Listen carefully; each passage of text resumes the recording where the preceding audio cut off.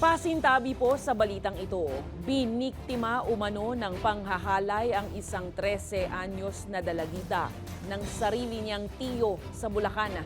Arestado ang suspect sa kasong statutory rape at nahaharap din sa kaso ng pagbebenta ng iligal na droga. Gayun din ang kinakasama nito.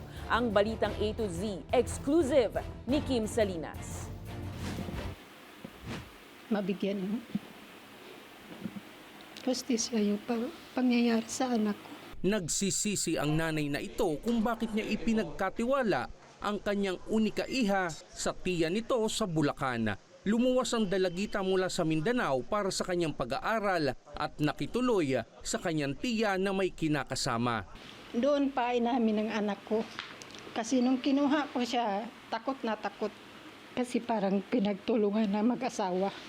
Iniwan ko kasi siya kasi dalawa lang kami magkakapatid. Akala ko po pagkakatiwalaan siya. Lumuwas ang ina ng biktima matapos magsumbong ang mga kaibigan ng kanyang kapatid. Nasa kustodiya na ng kapulisan ang suspect matapos maisilbi ang warrant of arrest nitong May 5. Paulit-ulit po siyang pinaghahalay nitong suspect na ito.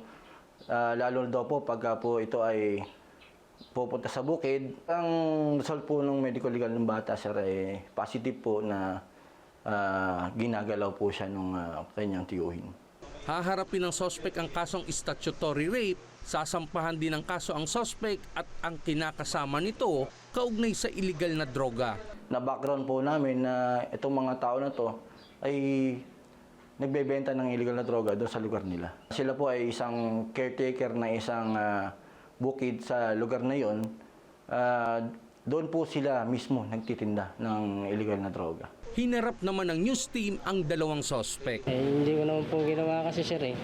Sanal na po kung ganito. Ganyan ang ginawa sa akin. Hindi po kasi inalagaan po namin yun. Kung tinuri namin na sariling amin po, yun po ang ano doon sa bata. Hindi po kami nagda-drugs. Kahit magtanong po kayo doon sa tira namin, hindi po.